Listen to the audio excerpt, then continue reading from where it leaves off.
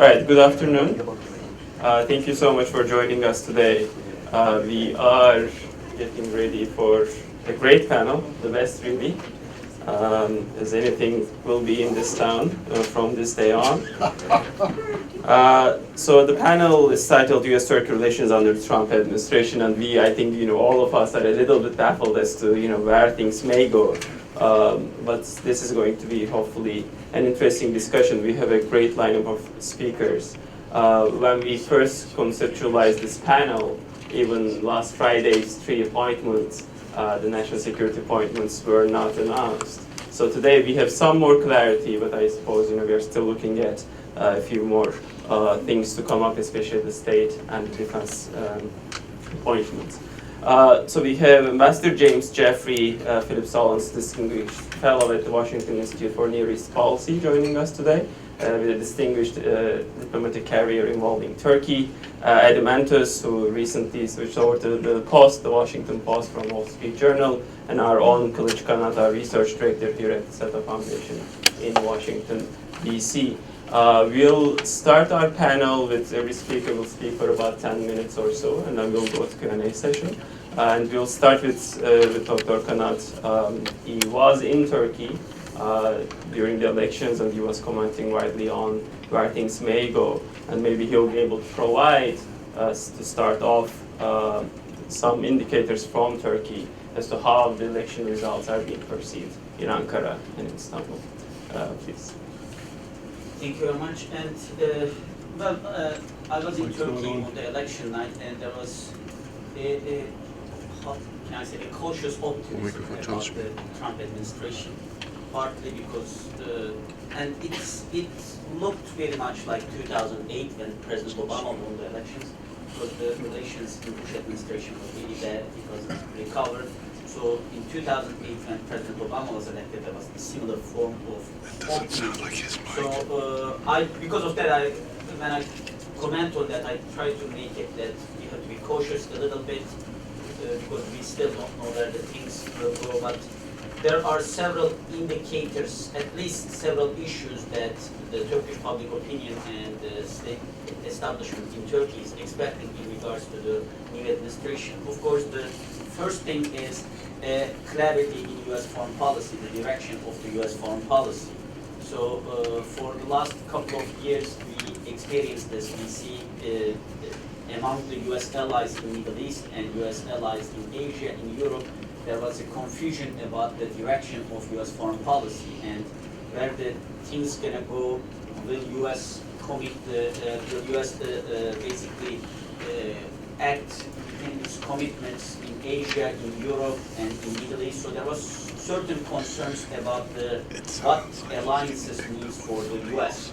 So now with the Trump administration, we are not getting very positive signals about the alliances, but we are, at least in Turkey, people are expecting a little more clarity about what will be the main focus of Trump administration. And if it is burden sharing, what kind of burden sharing, without blaming countries like free riders, as President Obama and his Deputy National Security Advisor and Vice President blamed the allies, like randomly, like free riders, or like the countries that doesn't contribute enough. So the question is, what kind of burden sharing the Trump administration is going to ask? That's one thing.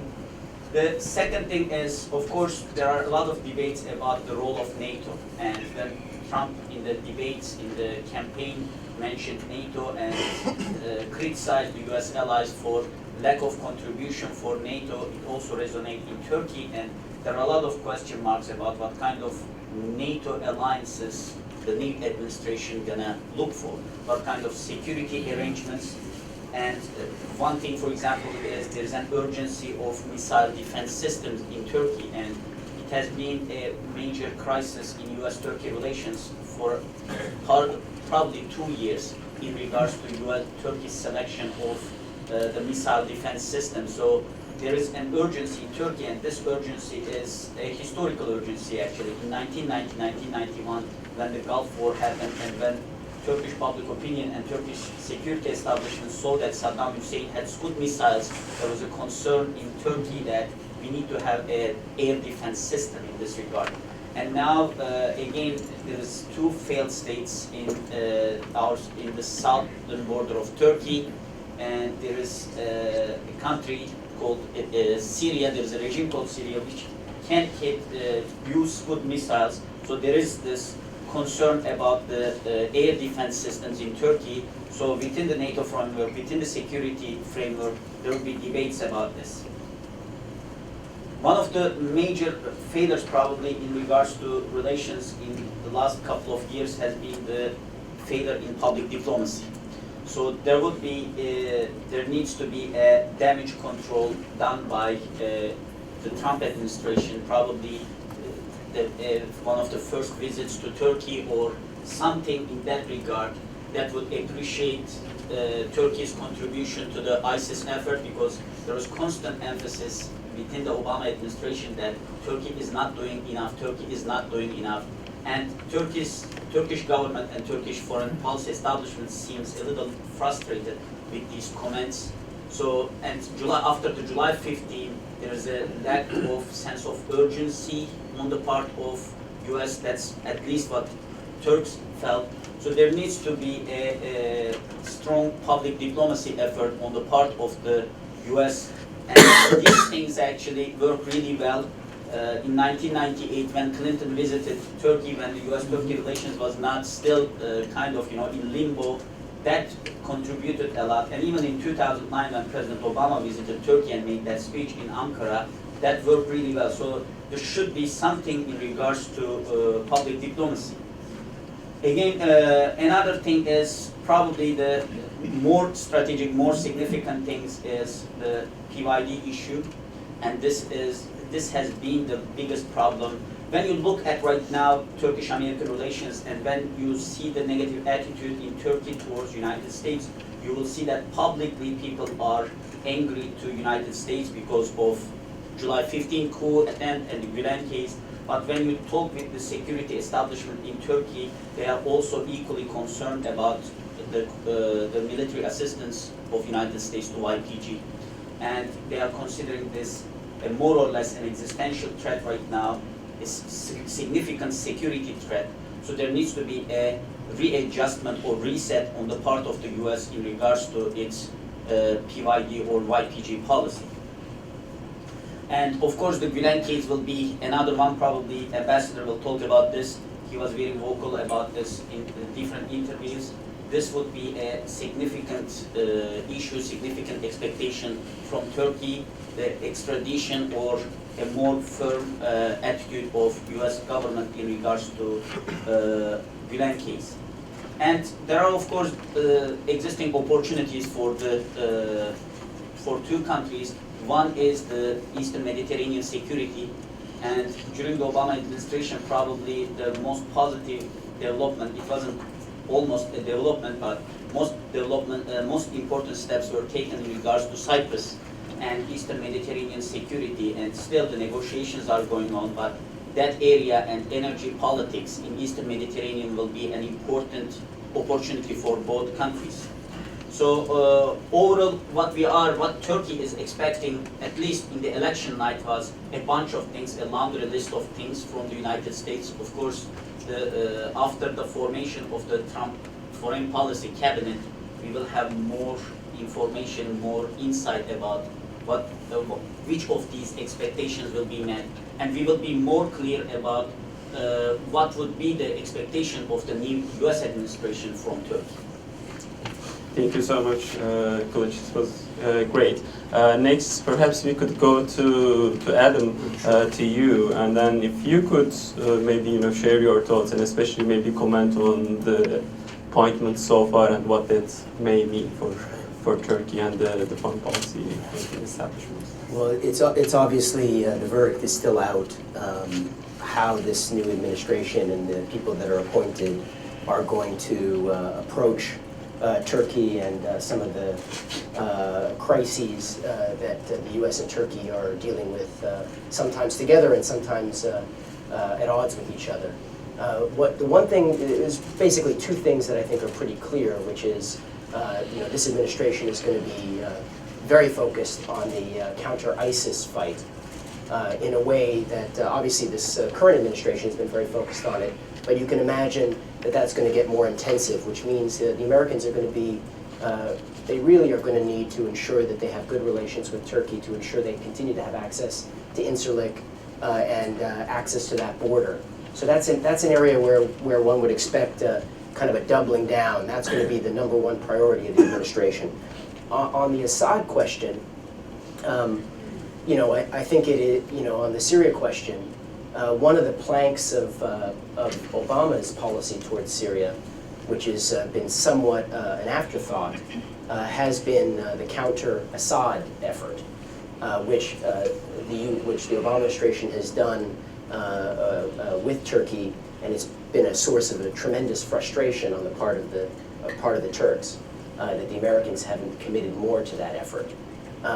I think one doesn't know exactly when Trump is briefed, when he comes in and gets the full briefing about the covert CIA program with the MIT fighting the Assad regime. Is he going to continue that program, or is he going to ditch it? Or is he going to change it? At this point, we don't know. He hasn't probably been briefed entirely, but certainly his public comments during the campaign questioning the reliability of these rebels that the Americans are supporting would suggest that he is leaning towards certainly softening the anti-Assad part of the American effort there. And now, where does Erdogan see Turkish policy on Assad going? I think one could argue that he's also pivoted a bit with his rapprochement with the Russians, and so maybe this will work itself out. In addition to ISIS, the other area of convergence potentially is on Iran. Obviously, if you have people like Mattis and Flynn taking key positions, you're going to see a greater appetite on the part of the U.S. administration to countering Iran, and being less concerned that countering Iran will result in an unraveling of the nuclear deal, since the people who are in these positions are not big fans of that nuclear deal. Not to say that they want to throw the nuclear deal out or will throw it out. We don't know that for sure, but certainly I think you would see something similar to what the UAE has been doing in Yemen, where they've been willing to basically take shots directly at the Quds Force and at the Iranians, willing to accept that risk of a potential escalation on the grounds that the Iranians will not respond. And actually that's sort of been, I think, the way it's borne out in Yemen. And so I think with Mattis especially, I'm not sure that this could be breaking as we're currently in this meeting, but if Mattis is the defense secretary, I think you're going to see the appetite for challenging them would grow. And I think that does comport with the Turkish concerns about the Iranians and their militia deploying in Syria in ways that, frankly, nobody has ever seen before. And I know from Turkish intelligence perspective, that's a big concern. So I think in those two areas, I can see more synergy. On the question of Gulen, I think Flynn's public statements on that speak for themselves. Whether or not the Justice Department would actually get through the process of actually kicking him out of the country, handing him over is another question. So anyways, bottom line is it's way too to make a prediction how this is going to go. Mm-hmm. Mm-hmm. Thank you, Adam. Ambassador Jeffrey, you have a distinguished career, long career in public service, and where do you see things going, and how would you assess, future of Turkish-American relations in the Trump administration? Thanks. Despite Adam's discouraging final comments on an otherwise brilliant summary, it's too early. It isn't too early. First of all, thank you, SETA, for having us here today. It's never too early after you have an election to look into what the foreign policy directions are. Partially because in this and 100 other efforts to do this, you begin to form a certain buzz, and the buzz has a certain effect on some of the people, on the editorial pages, on other things. It is a shaping as well as an informative effort. and few issues are as important as Turkey. The good news is that on November 8th, regardless of who had won, Turkey would have been in a better position because they would have been dealing with, first of all, somebody other than Barack Obama, and relations have gone downhill, as you pointed out. And secondly, both in different ways, both Hillary Clinton and Donald Trump had, as a package, policies closer to Turkey's worldview. Now, each had little asterisks, you know, one liked the YPG, the other likes Assad, both of which are problems for Turkey, but we would have worked through this, and we'll work through this with Trump. What I'd like to do is to talk about the relationship from three standpoints. One is, most importantly, and I'll spend most of my time on it, foreign policy and how that will be correlated. Secondly, Turkish domestic policy. Thirdly, Gulen. Let me start with foreign policy, but here I have to take a step back and not talk about Turkey and the U.S., but talk about the U.S. We're in the midst of a huge debate, and to some degree the Trump administration was a result of that debate, over American foreign policy. It is challenged in a way I haven't seen it since Vietnam. Not just Trump winning this paragon of the establishment view of foreign policy, Hillary Clinton, but to some degree Bernie Sanders, to some degree Barack Obama himself, and the American people are all questioning what's going on. The best summary of it, for those of you who can just Google Real Clear World, is a piece, or for that matter, National Interest itself, was over the weekend by a guy named Sokolsky and another fellow, who essentially wrote an appeal to Trump, don't listen to the blob. Well, I'm a member of the blob for the last 4 years. That's how Obama people referred to foreign policy commentators and experts and all of that. And their argument was, and to some degree it's Sanders' argument, it's Trump's argument, at times it was Obama's argument, his guy Rhodes coined the blob phrase, is that American foreign policy basically has been a failure over the past 50, 60 years. And we need a radical change. And they didn't cite the failures. Let me ask the audience, come up with a failure. Libya. Come up with another failure. Come on, go back as far as you want. Vietnam, that's a good one. Many of these failures I was personally involved in. I have done a lot of records, including Vietnam. Iraq, okay, we can go on. Here's the thing though. This conflates, and they do it brilliantly in a perversely bad way, in their article, two strains of American foreign policy. And you can't understand how we're going to work with Turkey, how we're going to work with anybody, if you can't decipher this, so I'll need to take a minute. Essentially, we've done two things as a country since 1945, or arguably 1918. One is run a collective security, global defense, and rule of law system that has tried to preserve international peace at the global level in a way that international organizations, the League of Nations and the UN could not. The second has been our efforts to impose, persuade, introduce, infuse our values and beliefs in democracy, rule of law, capitalist market economies into nations around the world as a way to support that global structure. In a nutshell, the first has succeeded brilliantly, the second has been a failure. You look at all of our failures. Our effort after we liberated Korea with the cost of a few thousand casualties in 4 months in 1950 to try to do regime change in North Korea, pulled the Chinese into the war, and at the end we had 35,000 dead Americans. Vietnam, you mentioned. Iraq, that was nation building. Afghanistan is a nation building exercise. Libya was mentioned, that's another example. How about Somalia in the 1990s? How about Beirut in 1983? How about the Bay of Pigs? Every time we have done this, we have failed. The problem is, every time we have tried to maintain a global order based upon economy of force, working through collective security with our allies and friends, we have won brilliantly at the cost of about 1,500 American dead since 1945, almost all of them in Korea in that first few months of fighting, and the rest in the Gulf War. So, in Korea, in stopping the Russians in Afghanistan, the Cuban Missile Crisis, Berlin twice, the tanker war against Iran in 1987, 1988, the first Gulf War, stopping the Iranians after they defeated the Iraqis, but then tried to penetrate and seize the southern half of Iran.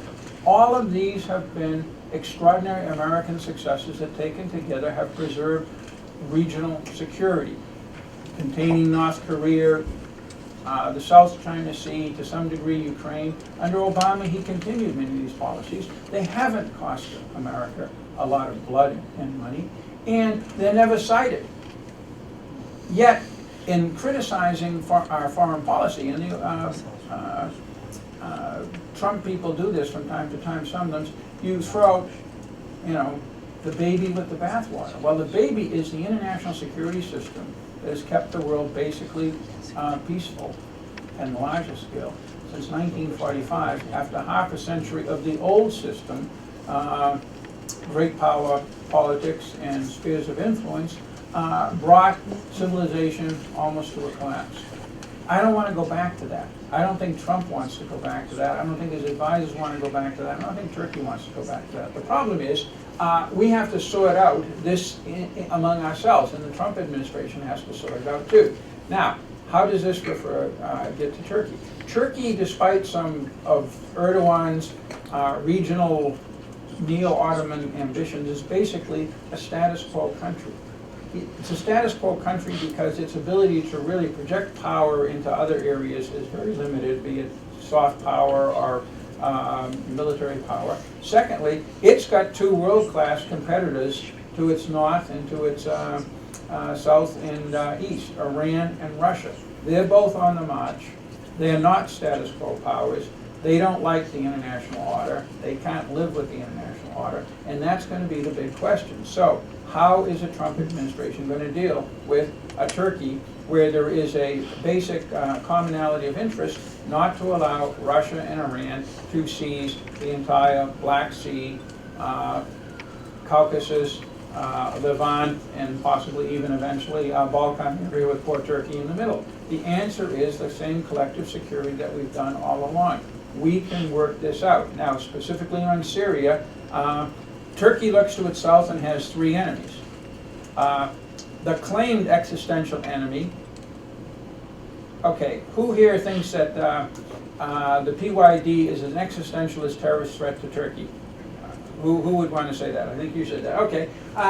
Tell me, how is the Turkish war with its 30 or 40,000 troops along the Syrian border to the east of the Euphrates going against the PYD? The PYD has tens of thousands of troops here in Kobani and elsewhere. The Turkish army has tens of thousands of troops here. How's the fighting going between them? I think they're not fighting. Exactly. No, that's my point. Stop. That's my point. They're not fighting. There is real... There's a fight with PKK. There is a fight with the PKK. And the PYD is part of the PKK. I know that. We all know that. But Turkey's its relationship with the PKK and with PYD is a complicated one. It's not just totally a war to the death. There have been periods of ceasefire, there have been periods of negotiation. There is, east of the Euphrates, as you pointed out, there's big-time negotiation between the two. Still, that's a very sensitive point for the Turks, and understandably so. I agree with them. But in addition, the real threat to them is the Assad regime and its Russian and Syrian backers. That's why you've got the Turkish military not just in northern Syria, you've got the Turkish military in northern Iraq. You've got the problem with the Iranian-backed Shia militias moving on Tal Afar, and the PYD and the PKK just up the road in Sinjar with the Yazidis, and you start connecting, as you're looking at the map, folks, you start connecting that the dots on that map, and you go from Iran through Diyala province, Iraq, to northwestern Iraq through these Turkmen and Yazidi areas with Shia militias and the PYD, PKK, and then you get to the PYD areas, and then you get to Aleppo. We know what's going on in Aleppo right now, down to Damascus and off to Bekaa and Hezbollah in Lebanon. This is an existential threat for Turkey. It's an existential threat for peace in the Middle East and for a lot of our allies, the Saudis, the Turks, the Israelis, and on and on. I don't think that the Trump administration has gotten its mind around that yet. It's focused on Iran is bad, ISIS is worse. ISIS is bad, but it's a third threat that Turkey faces, but ISIS is somewhat contained now and will eventually be destroyed. It's not the biggest priority in the Middle East, and the biggest issue for the Trump administration overall in foreign policy, perhaps other than Russia, and the basic concept of how much they're going to continue this international order is what to do with Iran, how to do it with Iran, and can you really contain Iran while also buddying up to Syria and Russia? I don't think so. So this is an area where there's tremendous potential for Turkey and the United States, but it's going to require a bit of tweaking on the part of certainly a Trump administration as they form their views, and a bit on the part of Turkey as well. Okay, two other things. One, the Gulenist problem, and first of all, more and more in America, there is a growing awareness of what was behind the coup, and that America and Europe made a huge mistake in kind of being dismissive at the beginning. That's good. It doesn't get you as far as you need to go with Fethullah Gulen. There, the Trump administration, if it carries through in the points that General Flynn laid out in his recent op-ed, will be much more aggressive in going after Gulen and the Gulenist movement. That's something Turkey has asked for. There's a downside to that, because that can risk, that can indicate government prejudice in the case of the extradition. My feeling all along has been it's worth it to do more administrative or legal actions against Gulen and his movement in America, basically to respond to the Turkish requests and worry about the details of the extradition later, because this is such a huge issue and it's very, very problematic. So therefore, to the extent the Trump administration takes some actions against Gulen and pushes the Department of Justice to speed up the process against them, the better. In terms of Turkish domestic politics, again, the one thing in the review of American foreign policy that will be needed for the Trump administration, the one thing that they will throw out is, of course, this nation-building, internal, nagging America attitude towards human rights, democracy, and other things. And so I think that compared to the Obama administration, which wasn't real bad on Turkey, a new Trump administration will mention that even less. Here's the problem, though.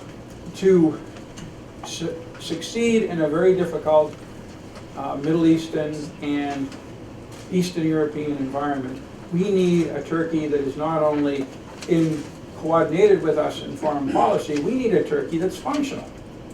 And under certain circumstances, depending upon the choices made by President Erdogan, because he's in a position now, by popular opinion, by his powers, the lack of checks and balances to him, he's in a position where he can do many things.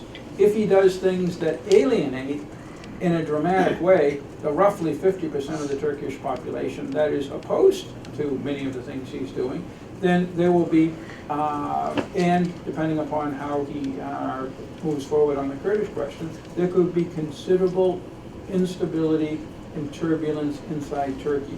That's bad for Turkish attention to foreign affairs. It opens up weaknesses that people like Tehran and Moscow can exploit, and it will make Turkey a less effective partner. So that's the first concern. The second concern is Turkey's relationship with Europe is extremely important. Above all else, the customs union with Europe and the extraordinary trade, investment, and financial exchanges that are tied up with that. That can be influenced by Turkish domestic policies, because that's the way the EU ticks, and that is something that's very worrisome. So I think that the United States will put a little bit of attention into the effects of domestic affairs in Turkey without actually trying to suggest to Turkey how its government should deal with the various problems it has. So I'll stop there. Thank you. All right, thank you so much, Ambassador Jeffrey. That was great in scope and in depth. So let's move quickly to Q&A session. I have a few questions, but I'll reserve them for later. We'll get 3 questions in the first round, Please be so kind to introduce yourself very briefly, and then please keep your questions concise, and kindly also point if you have specific speakers that you would like to answer. So we'll get the first question, second one, and is there a third question? All right, let's start with you, sir. Jamil Johnson from NASDAQ. You talked about the Justice Department moving against Iran. I'd like to, between the two gentlemen here, tell me what you believe the actions against Iran would be based on. Thank you. Sir, over there. Thank you. I'm Dave Pollack from the Washington Institute. I want to ask about Turkey and Iran. I don't like Iran either, but I'm not sure I really understand what exactly is the threat that Turkey perceives from Iran, and how you would, from the outside, how you would evaluate or analyze it. What is Iran going to do to Turkey? I can see that they're extending their proxies across a wide swath of territory all the way from Iran to the Mediterranean, but how exactly does that threaten Turkey? Thank you. The third question. Let me add one more to this pile, and maybe this can go to Adam specifically. When you look at the three appointments, Flynn, Sessions, and Pompeo, where do you think the national security cabinet is shaping up? Of course, the two remaining seats will be critical, but any sort of ideas on those three names, and maybe the confirmation process itself, and whether you think Turkey and Syria, that access will come into the picture. Should we start, Ambassador Jaffrey, with you, perhaps? The question on Gülen, perhaps? Sure. There is an international agreement between Turkey and the United States for extradition that lays out what each side has to do. And the United States has, in accordance with it, committed to a good faith effort to carry that through. In a very summary fashion, the first thing you do on something like this is to see, is this agreement still applicable? The answer has basically been answered by the U.S. government and certainly by the Turkish government, yes. The second thing is, what is the crime that Gülen has been accused of? In general, and then in general terms, that has to be a crime under Turkish law, and it has to be a crime or similar to under American law. There are then issues involving whether this is a political crime in nature, and then there is a way to overcome even the accusation that it's a political crime if it involved attempts to assassinate a head of state, which in this case I'm pretty sure the Turks will probably advocate. So under that basis, then the U.S. government, specifically the Department of Justice, must prepare a case based upon the evidence that it thinks can get a magistrate to sign off on extradition. If a magistrate does that, then the Secretary of State makes the final decision. Presumably a Secretary of State would obviously say yes, so it all comes down to the magistrate. Now, this resembles a legal case.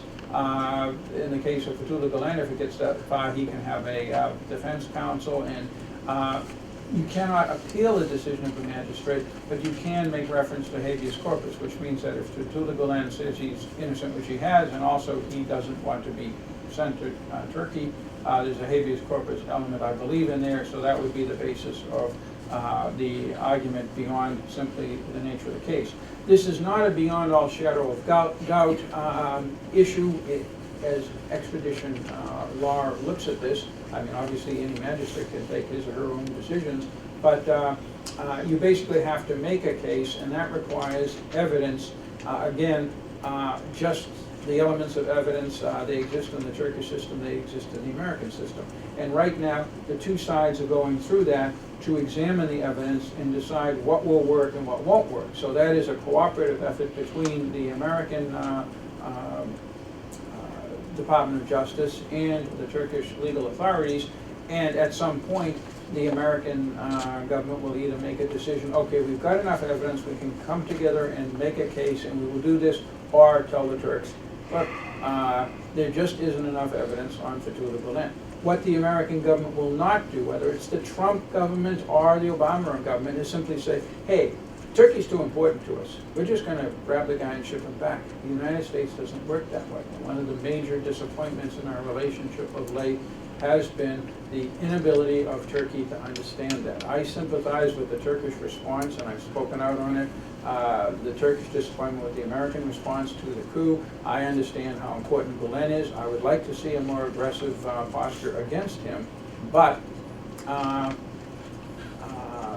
we can't just ship him back without rule of law. That was clear. This is not something, what I just said, that I've invented. This is clear in extradition law, and it is clear in the actual agreement that Turkey signed up to in, I think, 1982 and 1983. Very quickly, my colleague from the Washington Institute, Mr. Pollock, I would pose it the same way. How does Saudi Arabia feel threatened by Iran? How does Israel feel threatened by Iran? It's not the same. Yeah, no, do any of these countries think they're actually going to be invaded by Iran?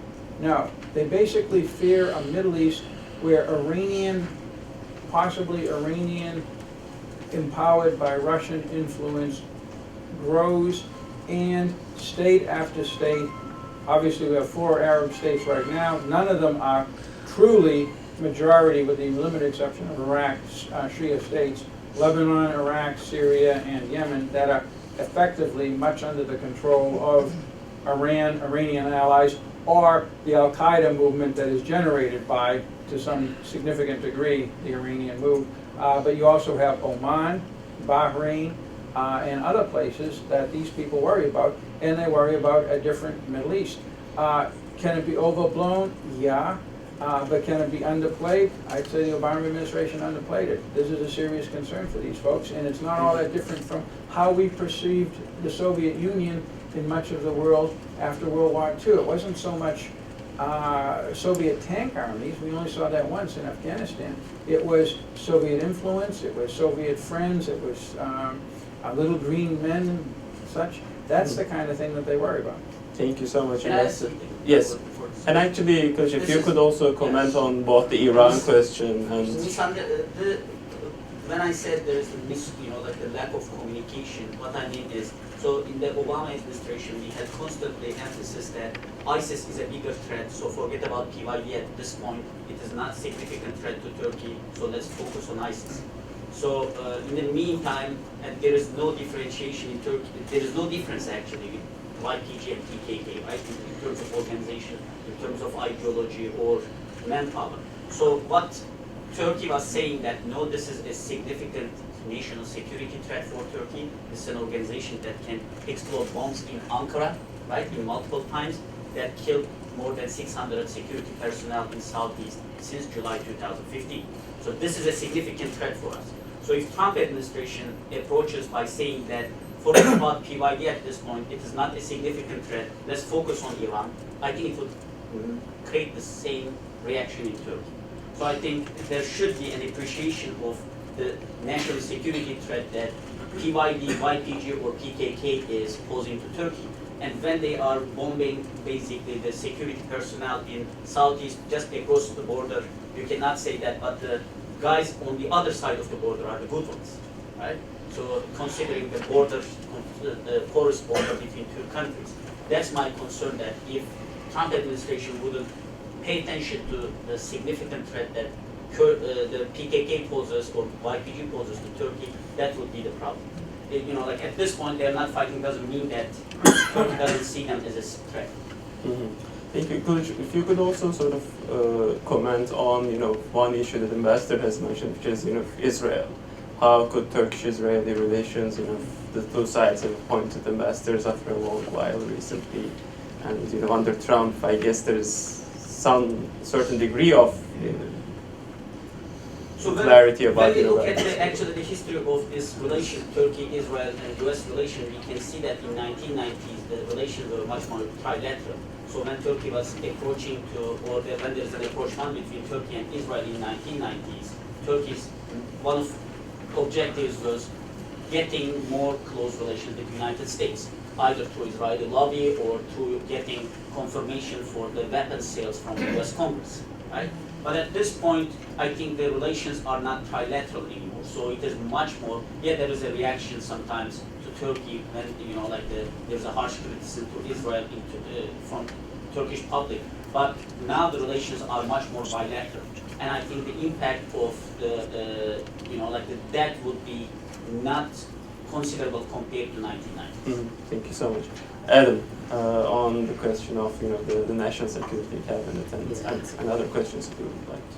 Yeah, I mean, in terms of the CIA, changeover, the relationship between the MIT and the CIA had been rather rocky for a period of time because of distrust between them. But there's been improvement over the counter-ISIS fight, which I imagine will continue regardless of who takes over at the CIA. That's just going to intensify. I think when it comes to Flynn,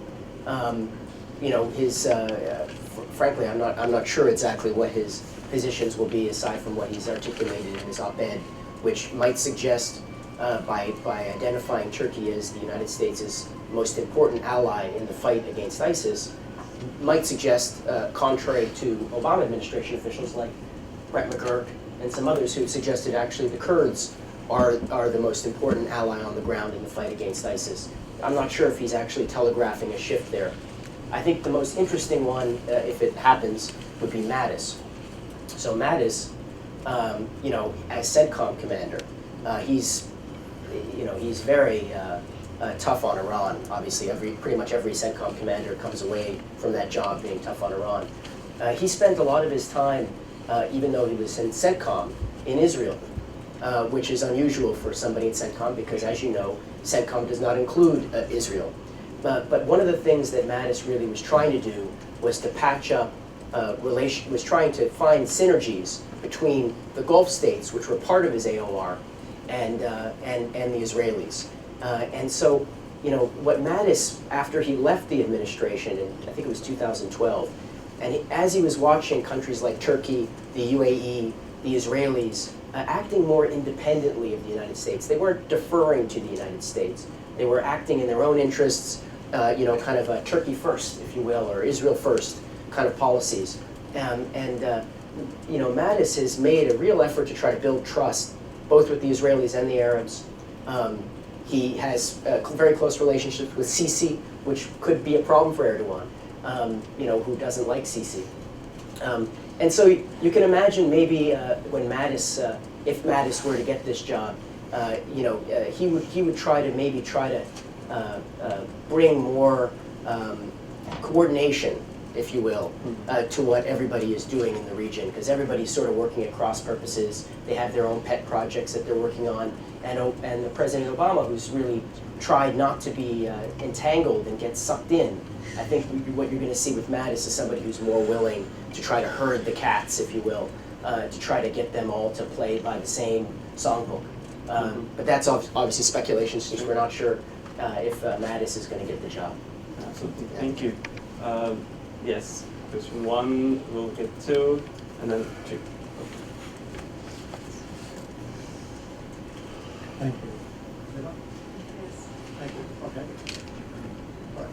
All right. My name is Paolo Foscia. I'm president of the Global Policy Institute. Just a general comment, something that was said at the beginning, I guess, from some of you, regarding U.S.-NATO relations, which probably maybe just to frame the issue in historic context.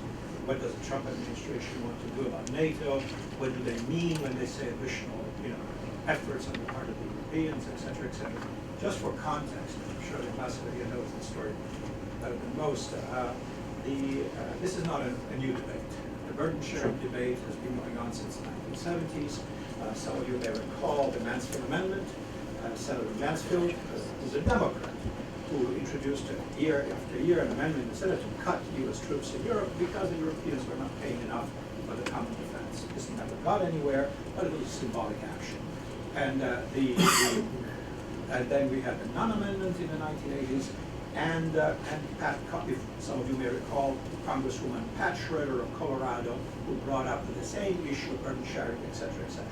What is the issue here? I mean, if you can Yes, get to very- the question, it would be really great. Very simple. At the very least, that all NATO members comply with the solemn agreement to keep defense spending up to 2% of GDP. At the moment, there are 4 countries that are doing that, including the United States. That, I think, you can consider the basis for a discussion. The rest, in terms of operational capabilities and this and that, can follow. But if he, as most Europeans, Turkey, I don't think it applies, or maybe it does by a small margin, are even unable to comply with this as a solemn commitment on the part of all the alliance, that plays very badly in the United States. That's it. Thank you. Thank you. Let's get the second question.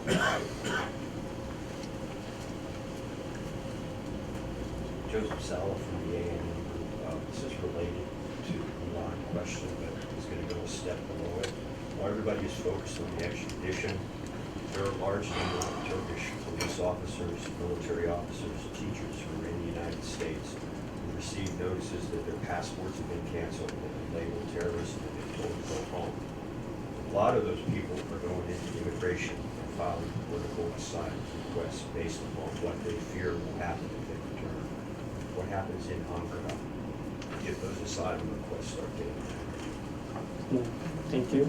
And we have told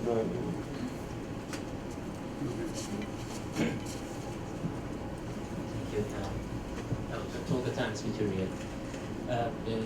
How much more than 1 year later, what your assumption about the definition of this group? They are not neocon, they are not having the international people far right or some internationalist in 1 year. Why? I mean, how we will be defining these people? Assumption why these people? And the second. these people, you mean? This new national security. I mean, Flynn, Sessions, Pompeo, all these new guys.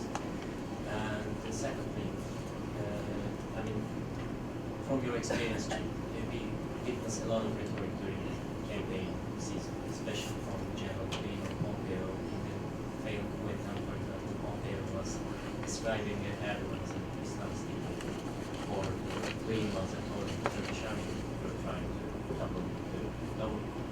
And they are in war with the radical Islamists, according to the perception. How this war that they are defining against this ISIS or other elements, radical elements in the area, radical Islamists will impact relationship vis-a-vis Turkish approach to Muslim Brotherhood or other religious groups in the area. And Kilic, the last question: would you think that Ankara would? Do you think that Ankara would compromise on his approach toward Hamas or Muslim Brotherhood when General Flynn and other these tough guys will negotiate with Ankara on this issue? Thank you.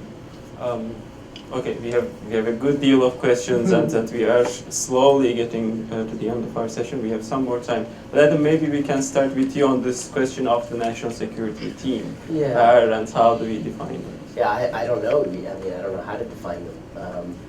I think, there's a certain one that, I think it just depends on you. You have to pick your cabinet secretary that might have a certain bent, but let's assume that they're going to be very practical. But I don't know. It's just really hard to tell. And on the question of Muslim Brotherhood, based on, you would think that they would be very tough on the Muslim Brotherhood. And this could be a potential problem in the relationship, and certainly what happens domestically when it comes to, Muslims in the United States and how they are treated and how they're perceived as being treated could, for Erdogan, understandably, be upsetting and make it harder for him, to be a partner of President Trump if he goes down that road. So that's why it's just really hard to know where that's going to head. And certainly, like, I could define where I think Mattis is or where I think Flynn is. Less so Flynn, but certainly more with Mattis. But I just don't know where we're going to be in a year from now and what it's going to look like. Thank you. Kilic, would you like to take this question or the comment on Everybody starts NATO? answering the question by saying, I don't know, so I don't know. So it's not certain yet, but probably we would, at this point, we call them anti-Obama, right? So Flynn, like Pence, they all have significant objections for the Obama foreign policy or how he handled the war on terror, etc. So the second question, I don't expect any kind of compromise at this point, and I don't think it will be on the priority list between U.S.-Turkey relations at this point, considering the existence of Syria, considering the crisis in Iraq right now. I don't expect that it will be a priority issue. Even if it is priority, I don't expect it. On the officers who were the army or the police officers, who have been duties have been terminated. And, of course, that will be a reaction from the Turkey, but I don't know which, especially if the ones who are kind of contributed or joined to the coup or coup attempt, or that would be the priority. But of course, that kind of blanket list of assignees would upset the relations, especially their activities here would upset Ankara. Thank you. And Ambassador Jeffrey, I think the questions on both the Gülen case, but also many other sort of go to you. Where do you think for example the NATO question? I mean, do you think a major eruption of relations with NATO or American role in NATO may come to be redefined? I'm glad you posed the question, because now I don't have to say what I began my conversation with.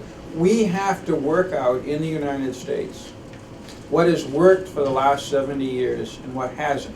Because right now, the blanket thing is our foreign policy is all screwed up. We've lost 100,000 Americans killed since the Korean War. And all this money that you add up, 3 billion, 4 trillion, 4 trillion in Afghanistan, Iraq, all kinds of, to some degree, absurd numbers. And people just, why are we doing this? The answer is you have to separate out those things we did that kept on getting us in trouble, as I enumerated earlier, and those things that have actually worked and been essentially very good. NATO is one of them. There are more NATO soldiers under arms, minus the United States, than there are in the United States military. The overall expense is less, but it is still significant. Turkey, for example, is one of the countries that is doing 2% or roughly it. Greece is another, and several others are getting close to it, including the countries that are most threatened. The major problem is Germany and Italy. And they have each very special reasons for that. The point is, they also bring extraordinary capabilities, and the other thing is, if you look at this broadly, as an overall holistic, I hate that word, but there's no alternative, holistic approach to security policy, Germany and the EU provide extraordinary diplomatic, security, assistance, training, and particularly economic benefits to the world that reinforce and strengthen us. So I don't think they're going to walk away from it. On the Islamic question, I think that for example, we will actually say the words, this is radical Islamic terror. I think they'll say it and they'll drop it. I think it's so obvious that you cannot wage a war against radical Islam without enlisting the Islamic world as your allies. Will very quickly take care of all but a bit of the rhetoric on that, so I'm not worried. In terms of the people who are applying, again, as we saw in the case of Fethullah Gulen himself, you can apply for asylum or apply for a change in status when you're in the United States, and even if the American government resists, if your lawyers are good enough and your case is good enough, you can win it. But I would assume that a Trump administration would push back against people asking for that. And remember, for every one person who has charges against him or her in Turkey for being part of this whole coup, and it's over 10,000, there are 5, 6, 10 times as many who've been dismissed. And many of these people are being dismissed because of their links to the Gulenist movement. I'm sorry, losing your job in government is usually not grounds to be granted asylum in the United States, which is a functional equivalent to a green card, eventual citizenship, and all kinds of other things, as we said. So I think that there would be a fight. I think that if the U.S. government didn't push back against this, and it turned out to be a lot of people, we don't know yet, I think there would be another strong reaction out of Turkey, you betcha. Thank you so much. Okay. Just the comments that you made on the Facebook campaign, it's just the campaign or your experience? Yeah, you know, I was asked about that yesterday for the first time, and I had to think about it. I heard Flynn. Sorry, what was the question? The question was both Flynn and Pompeo essentially took a kind of anti-Erdogan position as the coup came out. It was kind of, finally the military has come in, those guys are basically, you know, they're Islamic too. But then very quickly, when they realized that the coup wasn't the kind of military coups we'd experienced before, and that the Turkish people were behind the Erdogan government against the coup, that changed, and I think that this administration and these individuals will be judged by how they respond to Turkey's interest right now, rather than what they said at one point early on. Because the list of people in the U.S. government, or close to the U.S. government, who said stupid things on or around the 15th of July is so long that we will have no relationship if Turkey and Erdogan focus on it. Thank you, Mr. Okay, I've seen one hand back there, Mike, and then, yes, let's start with the gentleman. Thank you. My name is Dr. Shamum, Voice of America. My question about the Trump administration and the Kurdish people in Turkey. And my question goes both to Adam and Fred. During the campaign and the debates, Trump made clear that he will support Kurds in Iraq and Turkey in the fight against ISIS. So my question is, what about Kurds in Turkey? While we see that there are a lot of politicians that been arrested, and still today we heard that Ahmet was arrested. Thank you. Thank you. I come for Adam once. Alan Makovsky, Center for America. Sorry. Oh, sorry. Please. Alan Makovsky, Center for American Progress. I couldn't hear Tolga Tanish's question, so maybe when he raised the Muslim Brotherhood, he raised this issue as well. But another potentially important member of the Trump administration spoke out about Egypt. That would be Donald Trump. He called Sisi a fantastic guy, quote unquote, after he met with him. And I think also in his interview with the New York Times in July, he had a lot of good things to say about Sisi.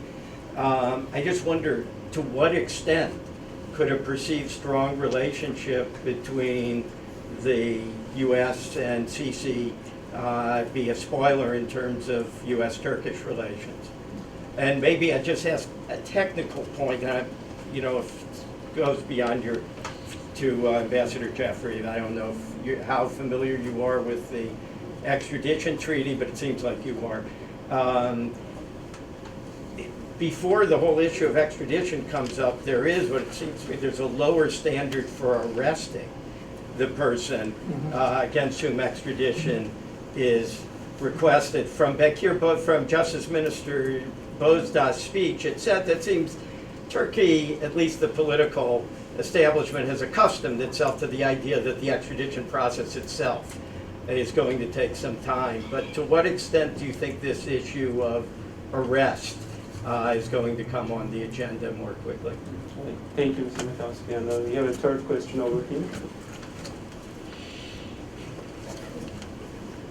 Hello, my name is Jen Kanat. I'm a journalist working for Association Newspaper and Global Policy Institute as an analyst. My question is especially important to the ambassador. It's been really the times where we had the catchy terms to define the relationship between Turkey and the U.S., being the strategic partnership and then the model partnership. And right now, when we see the current status, Turkey's geostrategic importance makes it a key to the many problems in the region, and it has the potential to be an obstacle at the same time. And right now, when we look at the current politics, there is an increasing concern in Turkey in terms of the alliance and the partnership with the West. And my question is, how do you see the current position for this partnership, and what will be the next catchy term or the phrase to define a partnership? And do you think Turkey is becoming a swing state? Okay. All right. Because maybe we want to start with this one and then the It was question on. addressed to Ambassador, but just to say that swing state thing. They used home country for like the 1990s, and it never worked. So I don't think there is any kind of signal that Turkey will leave the NATO membership, because we kind of get the same question all the time, that what if like the Russia rapprochement? Of course, like if you are getting 65% of your natural gas, 30% of your oil, if the country is the second largest trading partner, if 6 million tourists are coming from a country, of course you need to have the relation. But in terms of strategic, like the dialogue or strategic relation, I don't see any kind of, like the thing that can replace or, like change the dynamics in NATO. That's my point. And in terms of the Sisi question, I don't know, but we see, like the Turks at this point see that they got a lot of, like the bad policy in regards to Sisi, right? That the fact that United States couldn't call a coup, right? The fact that Secretary of State Kerry called Sisi restoring democracy in Egypt. I think we are Egypt crisis proof relations. So Egypt crisis. Proven, like it's proved. So it is. I don't think like that will, especially the presence of more critical issues. If I could just add, what if, as been reported, the The Muslim Brotherhood question came. that was it. You mean about making it, Yeah. declaring it a terror? Tolga asked us. Thank you. Maybe you can come and close over here, Ambassador. Yeah, first, on your question, the extradition treaty allows provisional arrest, and the Turks have asked for provisional arrest. Without getting into the details of the text, because I don't know them, it's been a while since I've looked at them, and also our experience, there's some things I do know and talk to people in the government, but these are my views, not the U.S. government's. Typically, that provision is there if there's a threat that the person might leave. If you looked at Fethullah Gulen's estate, which isn't quite at the level of Erdogan's current presidential palace, but it certainly could compete with the Ataturkian presidential palace, it doesn't seem like he's really going to budge, and I'm sure that there's considerable monitoring of what's going on. I can't confirm that, nobody's told me that, but I suspect so. The other problem is, if you're going to do a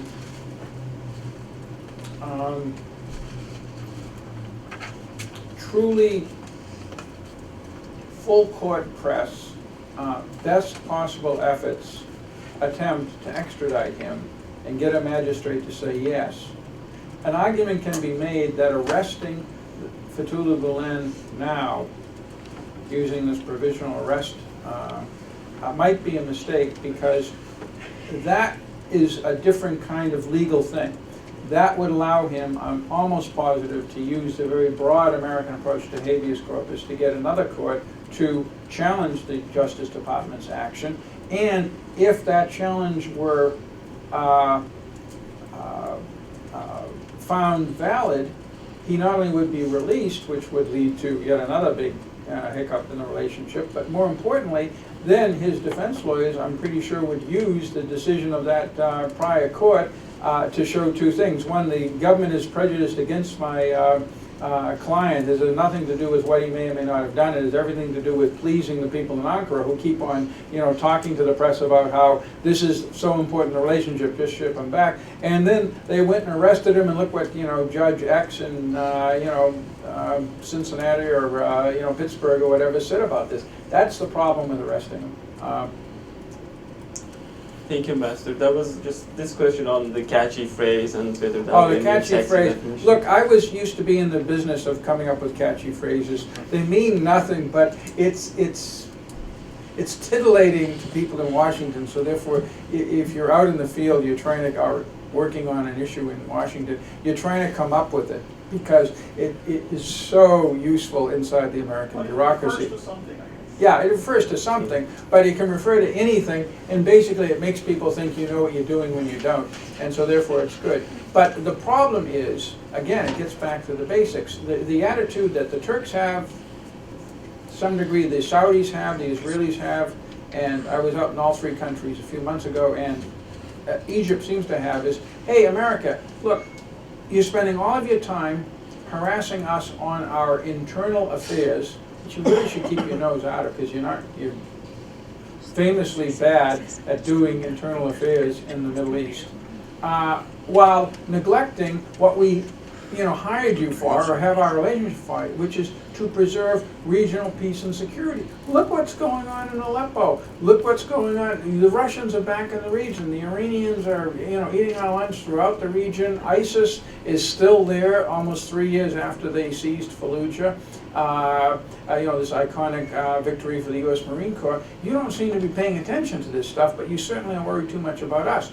I think the Trump administration, I mean, we got to see the limits, and you got to see some polishing of views and such. Will not follow that. I think they'll be much more interested in at least their view, which will be open to influence and change, of how to preserve regional security, and will be far less interested in domestic transformation and nagging people if they don't live up to American standards. I think that's all in all going to be a good thing in the region.